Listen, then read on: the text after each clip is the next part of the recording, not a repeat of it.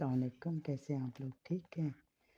اچھا، آج میں آپ لوگوں کو تھوڑا سا ام المومنین حضرت زینب بنت جحش رضی اللہ تعالیٰ عنہ کے بارے میں بتاتی ہوں۔ بسم اللہ الرحمن الرحیم۔ نام زینب، کنیت ام الحکم۔ ان کا تعلق قریش کے خاندان اسد بن خزیمہ سے تھا۔ ٹھیک ہے۔ ماں کا نام امیمہ بنت عبد المطلب تھا، جو رسول کریم صلی اللہ علیہ وسلم کی پھوپھی تھی۔ اس لحاظ سے حضرت زینب رسول کریم صلی اللہ علیہ وسلم کی پھوپھی ذات بہن تھی۔ حضرت زید بن حارثہ رسول کریم صلی اللہ علیہ وسلم کے آزاد کردہ غلام اور منہ بھولے بیٹے تھے۔ تو حضور صلی اللہ علیہ وسلم نے حضرت زینب کا نکاح حضرت زید بن حارثہ سے کر دیا۔ علامہ ابن سعد رحمۃ اللہ نے لکھا ہے کہ حضرت زینب کو بعض وجوہ کے بنا پر اس نکاح پہ اعتراض تھا۔ اس سے انہوں نے نکاح سے پہلے رسول کریم صلی اللہ علیہ وسلم سے عرض کی، یا رسول اللہ، میں زید کو اپنے لیے پسند نہیں کرتی، لیکن چونکہ حضور صلی اللہ علیہ وسلم کو زیادہ پتہ تھا کہ یہ نکاح ہونا چاہیے، لہٰذا آپ صلی اللہ علیہ وسلم کی منشا کے مطابق حضرت زید کا نکاح حضرت زینب سے ہو گیا، لیکن دونوں میں نباہ نہ ہو سکا۔ تقریباً ایک بار بعد حضرت زید نے رسول کریم صلی اللہ علیہ وسلم کے پاس شکایت کی کہ زینب مجھ سے زبان درازی کرتی ہے، میں اسے طلاق دینا چاہتا ہوں۔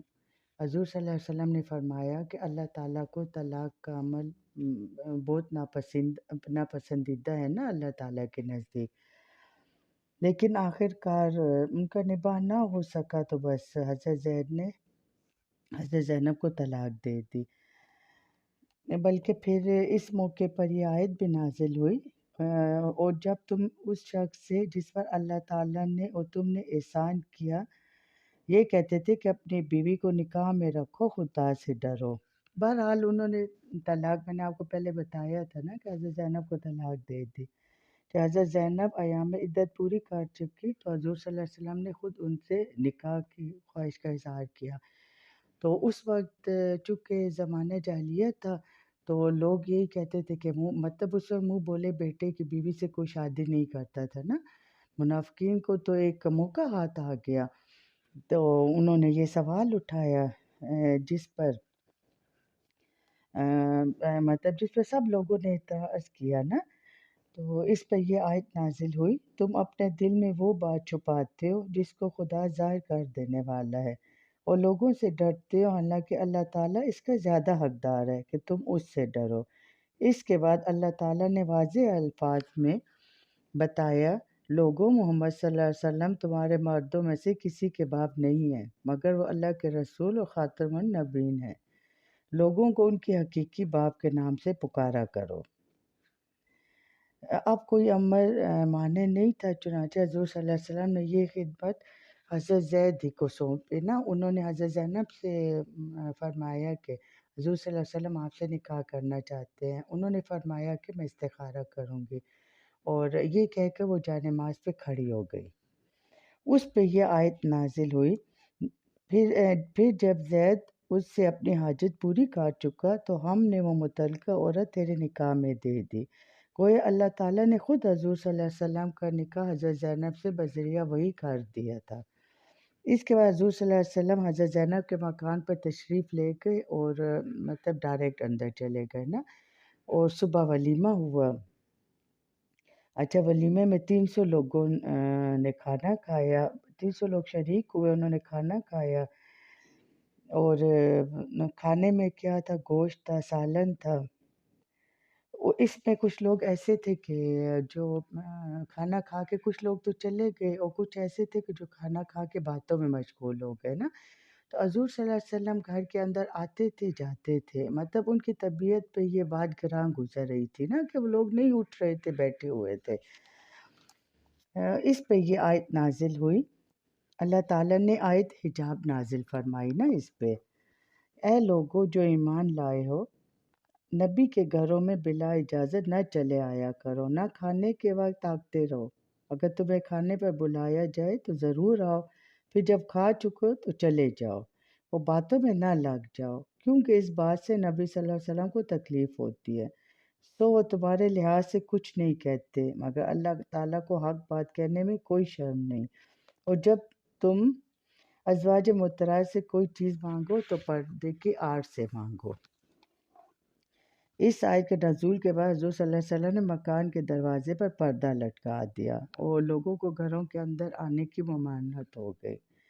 اچھا، حضرت زینب رضی اللہ تعالیٰ عنہ کا نکاح کئی خصوصیات کا مظہر ہے۔ جاہلیت کی رسم کہ یعنی مطلب منہ بولے بیٹے کی بیوی سے نکاح نہیں ہو سکتا، ایک تو وہ ختم ہو گئی۔ دوسرا، لوگوں کو حکم ہوا کہ کسی حقیقی باپ کے علاوہ دوسرے منہ بولے باپ سے منسوب نہ کرو کسی بچے کو نا۔ اللہ تعالیٰ نے حضرت زینب کا نکاح وحی کے ذریعے کیا۔ نہایت شاندار ولیمہ کیا گیا جس میں بکری کا گوشت اور روٹی اور حضرت ام سلیم کا بھیجا ہوا مالیدہ تھا۔ بکثرت لوگوں نے شکم سیر ہو کر کھایا۔ اس موقع پر آیت حجاب نازل ہوئی اور پردے کا رواج ہوا۔ یہی خصوصیات تھی جس کے بنا پر حضرت زینب کو حضرت عائشہ سے ہمسری کا دعویٰ تھا۔ حضرت زینب نہایت دیندار اور پرہیزگار تھی۔ ان کی عبادت کا خود حضور صلی اللہ علیہ وسلم کو اعتراف تھا۔ حافظ ابن حجر رحمۃ اللہ نے صابر میں لکھا ہے کہ ایک دفعہ حضور صلی اللہ علیہ وسلم مہاجرین کی ایک جماعت میں مال غنیمت تقسیم فرما رہے تھے۔ حضرت زینب اس موقع پر موجود تھی تو انہوں نے کوئی ایسی بات کہی جو حضرت عمر فاروق رضی اللہ عنہ کو ناگوار گزری، تو انہوں نے حضرت زینب کو کہا کہ آپ اس معاملے میں دخل نہ دیں۔ اس پہ حضور صلی اللہ علیہ وسلم نے کہا کہ ان کو کچھ نہ کہیں، یہ بڑی عبادت گزار اور خدا تعالیٰ سے ڈرنے والی ہیں۔ حضرت عائشہ نے ان کے متعلق فرمایا، میں نے دین کے معاملے میں زینب سے بہتر کوئی عورت نہیں دیکھی۔ واقع افق میں بھی حضرت زینب کی حقیقی بہن حمنہ رضی اللہ عنہ بنت جاش میں غلط فہمی کا شکار ہو گئی تھی، لیکن جب رسول کریم صلی اللہ علیہ وسلم نے حضرت زینب سے حضرت عائشہ کے متعلق استفسار کیا تو انہوں نے صاف صاف کہہ دیا، میں عائشہ میں بلائی کے سوا کچھ نہیں پاتی۔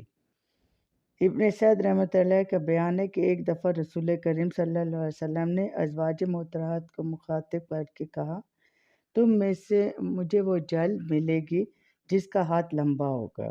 لمبے ہاتھ سے حضور صلی اللہ علیہ وسلم کی مراد فیاضی تھی۔ حضرت زینب بے حد فیاض تھی، وہ اپنے ہاتھ کی کمائی بھی جو ان کو آتی، وہ محنت کرتی، وہ سب تقسیم کر دیتی غربا میں۔ تو اسی لیے سب سے پہلے حضور صلی اللہ علیہ وسلم کے بعد ان کے ازواج میں سب سے پہلے حضرت زینب کا وصال ہوا۔ حضرت عمر فاروق نے اپنے عہد خلافت میں تمام امہات المومنین کے لیے وظیفہ مقرر کیا تھا۔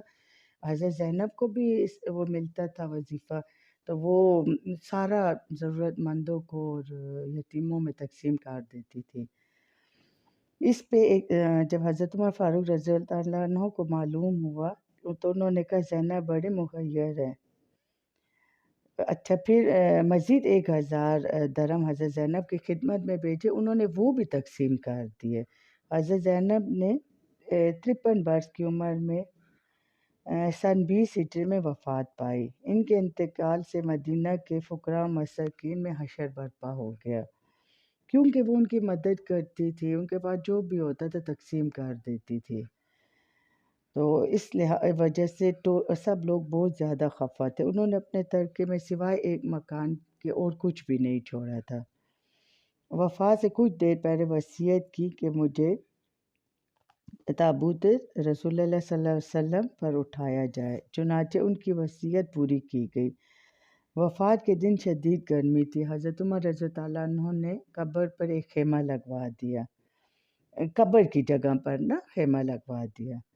نماز جنازہ فاروق اعظم رضی اللہ عنہ نے پڑھائی۔ حضرت محمد بن عبداللہ بن جاش، اسامہ بن زید، عبداللہ بن ابی احمد اور محمد بن طلحہ نے قبر میں اتارا۔ حضرت عائشہ نے ان کی وفات پر فرمایا، وہ نیک بخت بے مثل خاتون چلی گئی اور یتیموں کو بے چین کر گئی۔ حضرت زینب بنت جاش سے 11 حدیثیں منقول ہیں، جن کے راویوں میں حضرت ام حبیبہ اور زینب بنت ابی سلمہ وغیرہ شامل ہیں۔ تو ازواج محترمات کا تھوڑا سا میں آج کل آپ لوگوں کو بتاتی ہوتی ہے، سب کو پتہ ہوتا ہے، لیکن اب جب میں نے پڑھا ہے ان سب کے بارے میں تو کتنی ایسی باتیں تھیں جو مجھے خود بھی نہیں پتہ تھی۔ مطلب انسان کو یہ تو پتہ ہے کہ یہ ان کی زوجہ محترمہ تھی، لیکن ان کے بارے میں میری معلومات بھی تھوڑی کم تھی۔ تو تھوڑا وہ جو مجھے پتہ چلتا ہے میں کہتی ہوں چلو آپ لوگوں کے ساتھ شیئر کر لیں، تو پلیز ٹائم ملے تو سن لیا کریں۔ دیکھیں ہم لوگ گانوں کی ویڈیوز دیکھتے ہیں، ڈرامے دیکھتے ہیں، لیکن جہاں کوئی اسلامی ویڈیو کوئی بناتا ہے اور کوئی نیا بندہ بناتا ہے تو آپ لوگ نہ سبسکرائب کرتے ہیں اور نہ دیکھتے ہیں، لائک کرنا تو دور کی بات ہے۔ تو میری چھوٹی چھوٹی ویڈیوز ہوتی ہے، اس سے انسان کی حوصلہ افزائی ہوتی ہے کہ انسان دیکھو اتنی محنت کر کے جب ایک لیکچر بناتا ہے تو آپ لوگوں نے تو صرف سننا ہے، چلتے پھرتے سنا کریں، کچن میں کام کرتے ہوئے سنا کریں۔ مرد حضرات تو کسی وقت بھی سن سکتے کیونکہ ان پہ تو گھر کے کاموں کی ذمہ داری نہیں ہوتی، بے شک بیچارے سارے دن کے تھکے ہارے آتے ہیں، لیکن یہ ویڈیو مطلب اسلامی ویڈیو تو بندہ لیٹ کے بھی سن سکتا ہے، کھانا کھاتے وقت بھی سن سکتا ہے۔ تو پلیز سنا کریں، چینل کو بھی سبسکرائب کیا کریں، ہم نئے لوگوں کو بھی مطلب آپ لوگ حوصلہ دیا کریں کہ ہم پھر زیادہ سے زیادہ اس پہ کام کریں۔ ٹھیک ہے غلطیاں ہوتی ہیں، ہمارے تو نہ وہ ایکسپیرینس ہے، نہ اتنا یعنی نہ اتنا علم ہے، لیکن اپنی طرف سے کوشش کرتے ہیں کہ کچھ نہ کچھ بتا دیا کریں۔ میں خود اسلامی ویڈیوز بہت زیادہ سنتی ہوں، تو بس پلیز آپ لوگ بھی سن لیا کریں۔ ٹھیک ہے، دعاؤں میں یاد رکھیں، رمضان ہے آگے، خصوصی دعا کیا کریں میرے لیے، میرے بچوں کے لیے۔ ٹھیک ہے، اللہ حافظ۔